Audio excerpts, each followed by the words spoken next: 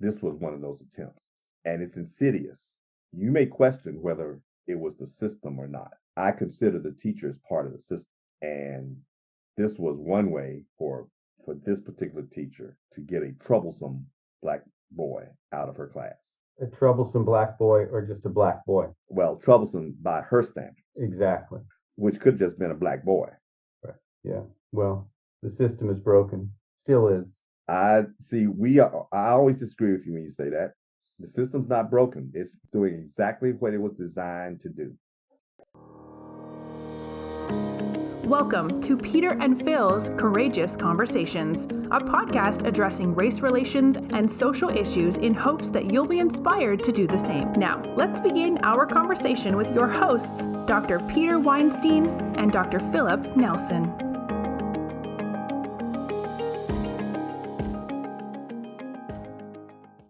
There is a difference between fixing people and fixing tangible issues. You want to fix a tangible issue as quickly as you can because, people issues linger on like herpes. That's true. And the problem is you act as if you can separate them, and you can't. Right. Yes, I can handle the issue as quickly as we need to handle the issue, but the personalities related to the issues linger. Yeah, they come back later as shingles. That's a good analogy. That is a real good analogy, because when you would hope that because you resolve the issue, people will walk away and say, okay, I don't like it, or I like it. But instead, they act out in different ways. You took care of the chicken pox, but it's still there. It's still there. Yeah. Right? It's in the nerve endings. It's coming back later. It's coming back later somehow, some way. And the best way to limit the duration of shingles is to deal with the issue with that in mind, which prolongs taking care of the issue a little. For me, that's kind of simple, because if the issue is going to take any longer, even if you know the answer, the bottom line is, who does it affect? And if a student is involved, or if the student body is involved, or if the mission of supporting the student is involved, then it's a no-brainer. You take care of the issue and you deal with ramifications later. But knowing you got to deal with it, you still try to make sure everybody understands. I don't have time to smooth your ruffled feathers right now. There's a book by Brian Tracy called Eat That Frog, and it basically talks about addressing the ugliest, most onerous task that you have for an ugly frog, and eat that first, get it taken care of first, so it doesn't linger all day or all week or all month. But human nature is, God, it's ugly. God, it tastes bad. It can wait. And so you keep there in the back of your mind, and that frog just kind of sits there. Yeah. So I don't know about you, but yeah, trying to eat that frog first thing in the morning just isn't palatable. I know. Oh no, it's not. It's never palatable. It's going to taste worse in the afternoon. Exactly. Even though your stomach may be ready for it. And like you said, the longer you wait, the worse it gets. Yeah. It's funny. You just reminded me of a story in my life with my middle son. When I was in North Carolina, my middle son Brian had a teacher, horrible teacher, that was close to retirement, and she had lived in North Carolina all of her life. Well, I didn't know it until this incident. She grew up in a racist environment, and she took that racism to class. I found at the time that the North Carolina educational system was overtly racist in a lot of ways, as progressive as North Carolina was compared to Mississippi. But there was a lot of window dressing that made it look progressive to me. Lipstick on a pig? I'm not going to go that far, but yeah. Well, they raise a lot of hogs in North Carolina. Yes, they did. I know. I understand. Look, as a veterinarian, I understand the analogy, but I'm not going to. Sorry. Okay. But anyway, one night I took the family out to dinner, and we were approaching a stoplight. We were just having fun with each other, and Brian was very bombastic that night. And he said, Dad, I got a joke for you. I said, okay, what is it, son? He said, my teacher told me this joke, said that she said her dad owned a farm. And one day he had a visitor, and they were walking through the farm, and one of his workers was with him, and he told his visitor, said, "Watch this." And he said, "John, you see that frog over there? Bite his head off." And John grabbed the frog and bit his head off. And I'm approaching the stop sign, and my eyes just and Doris said, "Stop, stop, stop, stop." And I finally realized it was a red light. I mean, it was a light, stop light. And I finally realized the light was red, and I hit the brakes. And I turned very slowly and looked at Doris to see if she had heard what I had heard, or if it had meant to her what I thought it meant to me. She was looking at me with the same sense of awe and disgust. And I said, "So what's the joke?" He said, "Don't you think that's funny?" And I said, "No, son, I don't." I said, "Let me ask you a question. Who do you think John is?" "I told you, he's a worker." I said, "Yeah, I know. And what color do you think his skin was?" "What does it matter?" And I said, "It shouldn't, should it?"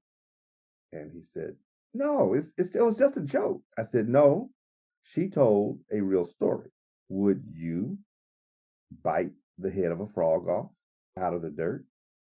"No, that's nasty." I said, "Do you really think John wanted to do that? Just grab a frog out of the dirt and bite his head off?" "No, he probably wouldn't." "Then why do you think he did that?" "Well, I don't, because his boss told him to." I said, "Do you think it's okay to just tell somebody to bite a frog?" I said, "Why do you think he did it then? Why would he tell him I'm not going to do that?" And I just walked him into how penal the jobs were during that time, and how he was scared that he might lose his job.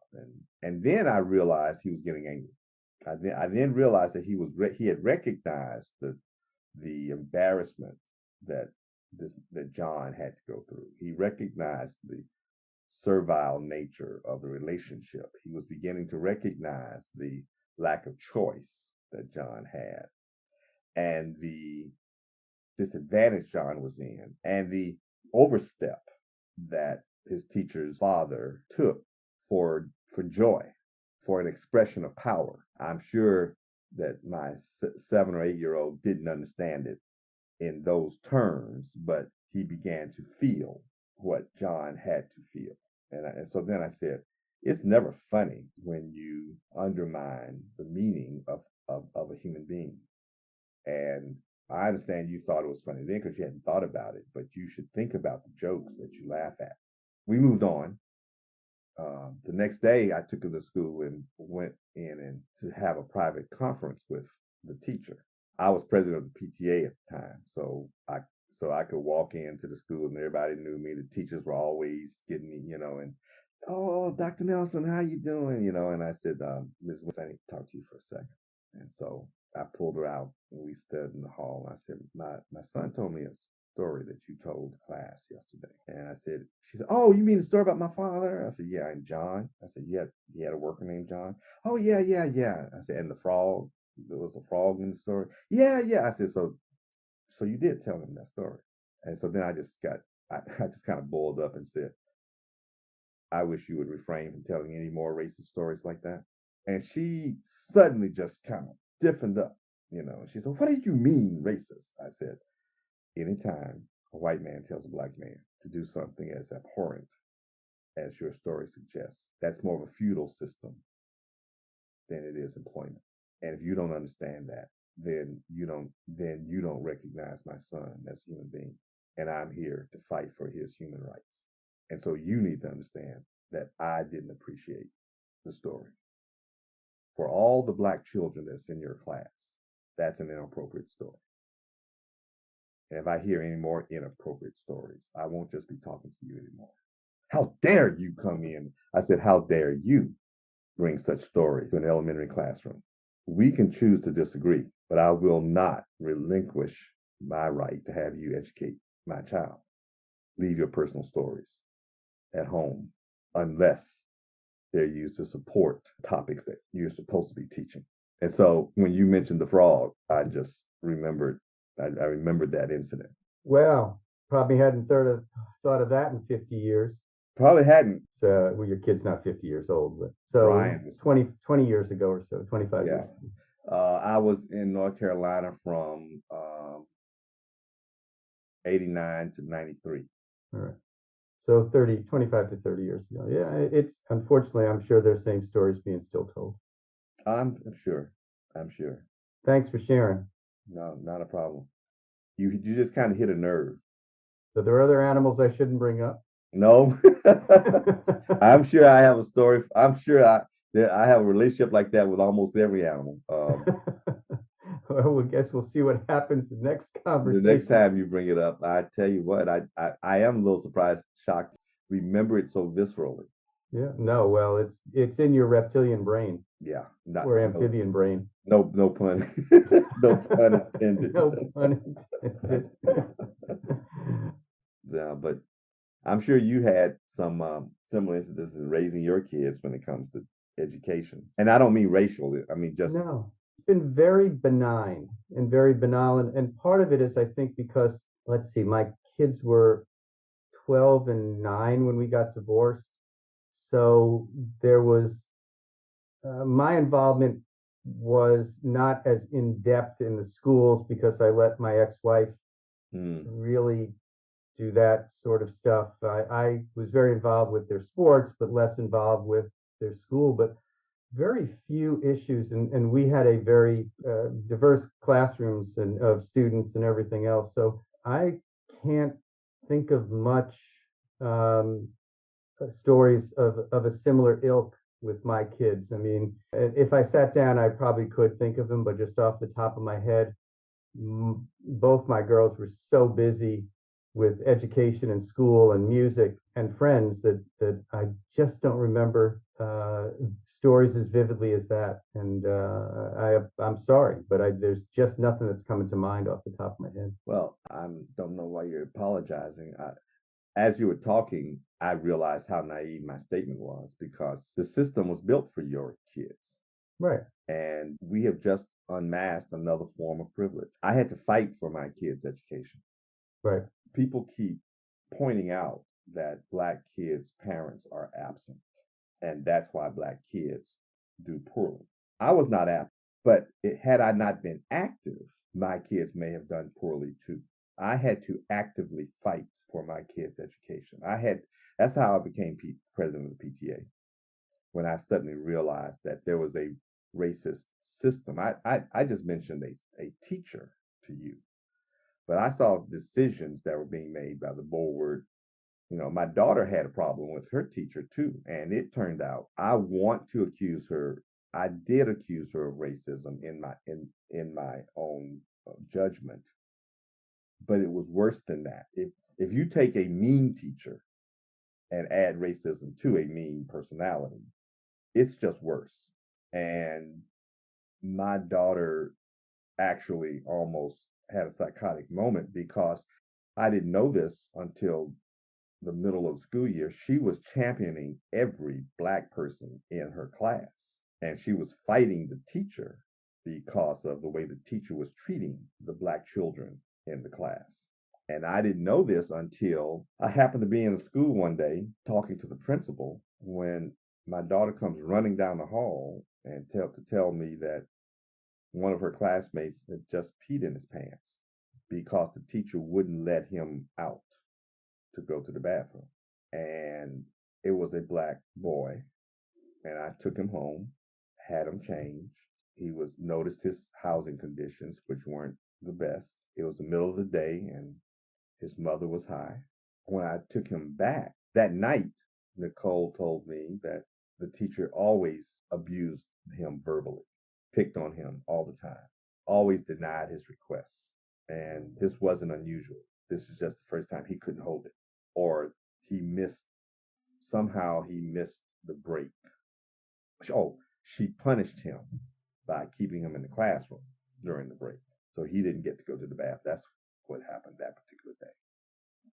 I remember being so angry going back to the principal, and because I couldn't talk to her, and it wasn't about my child. But that's when I began to tell the principal that my child was having nightmares, didn't want to be in that class anymore, and I believed that she needed to learn how to deal with difficult people, and I wasn't moving her out of the class. And then the principal tried to tell me, well, maybe it's your child. And I said, okay, you know what? It's time for us to figure this out then. Because if it is, I'll handle that. But that's not, but I don't think that's the problem. We finally talked ourselves through it. We almost got her fired. And then my son went through her class and had similar problems. That's when she almost got fired. But she also changed when I took her in front of the board for her tactics. The point is that I had to fight to get equal attention from bad teachers. I remember this same teacher who told the story about the frog. The first time I met her, Doris and I went to a PTA meeting, and we got a chance to meet all the teachers and stuff. And we were walking the halls, and so Doris took Brian, and I took Nicole, and we went to their classes that they, and met their teachers. After the first class exchange, we went to the homerooms first, and then when the bell rang, we were supposed to go to their second period teacher. And Doris and I met in the hall, and she was just shaking her head. And I looked at her and I said, "What's the matter?" She said, "Brian's teacher. Something's wrong." I said, "What?" She said, "I couldn't get anything out of her about Brian's subjects. I don't know what, you need to talk to her." I said, "Okay, here, you take Nicole, I'll take Brian." And I went back to Brian's class. And so the first thing Miss Wynn said when she saw me was, "No, you're going to be in your second period right now." I said, "No, I understand. So my wife asked me to come because she said that you said you were having some problems with Brian or something." I said, "How's he doing in school?" And she said, "Oh, well, Brian's a real smart person, real smart child and everything, but he doesn't listen. He talks too much." I said, "He talks too much?" "Yeah." I said, "You mean he won't mind you?" He said, "No, I can't get him to stop talking. And he won't use my scissors either." I said, "I'm sorry?" "He won't, we have, when we have art class, he doesn't use I have a hard time getting him to use my scissors." I said, "Oh, well, okay, well, I'm not sure I understand what the scissors is all about, but I'll talk to him. I'll handle that." So how's he doing in science? "Well, he's fine." I said, "Really?" I said, "How about math?" "Oh, yeah, yeah, but see, his problem is his behavior. He won't listen to me." I said, I told you, I will take care of that. I just want to know how he's performing. He'll be performing a lot better if he starts listening to me." And I said, "Okay." So tell me about these scissors again. "Well, he insists on using your scissors, the scissors you all bought him." I said, "Well, why did you have us buy scissors if he can't use his scissors?" And now I do remember there was some art and craft stuff we had to have to start school. "Yeah, well, I bought arts and crafts for all the kids because everybody don't have, I want him to use my stuff." And so I began to get this controlling vibe from her. And so I said, "Okay, fine." So fast forward later, about 2, 3 months later, I come home from grad school, and Doris is breaking plates while she's washing dishes. She's literally breaking plates. I walk in, I hear something clink, and she's cleaning up a plate. Then she starts washing again. Next thing I know, another plate's broke. And so I walk in and I said, "What's wrong? What's the matter?" And so she tells me, she says, "I went to pick up Brian today." I said, "Oh." And she said, "They want to put him in special ed." I said, "Excuse me?" She said, "Yeah, that's what I said." She said, "My boy is not stupid." I said, "No." I said, "He's one of the most intelligent children in the class." She said, "Well, they want him tested for special ed. What are we going to do?" I said, "We're going to have him tested." "What? We're not testing him." I said, "No, yes, we are." I said, "Don't worry. I am not putting my son in special ed, but I want to see how this system works." I said, "I want you to take him down and have him tested." So she said, "Okay, fine, I'll do it. That's what you want." And I said, "If we have to fight the system, then we'll fight the system." So we set up an appointment. She took him down. And when she came in, they had ice cream cones and popsicles or something, I forgot. And they were just happy and everything. And I said, "So how'd it go?" Doris said, "He qualified for the gifted program." She sat down with the examiner, and the little woman said, "Why is he here? Who sent him down here?" I had heard that North Carolina was good at redirecting Black boys out of the normal educational process. And this was one of those attempts. And it's insidious. You may question whether it was the system or not. I consider the teachers part of the system. And this was one way for for this particular teacher to get a troublesome black boy out of her class. A troublesome black boy or just a black boy? Well, troublesome by her standards. Exactly. Which could have just been a black boy. Right. Yeah. Well, the system is broken. Still is. I see. I always disagree with you when you say that. The system's not broken. It's doing exactly what it was designed to do. Yeah, touche. That is correct. So we need to change the design? No, you just need to apply it with equanimity.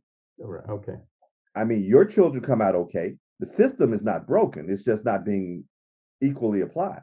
Right. The system has, and it doesn't have holes in it. It has different channels for different people. So it would have been interesting if my kids grew up in North Carolina and your kids grew up in Orange County, the stories that we would have been telling each other. It would have been interesting because the system is the same. I just happen to have been in North Carolina, and the systems may be slightly different, and it may be a difference in overtness. But I think if you went down into the areas that you have your clinic, right, you'd see some of the same things. Absolutely. They have a common outcome. It's a different process. Yes. Thank you for joining us for another courageous conversation. Be sure to follow us and check back next week for more.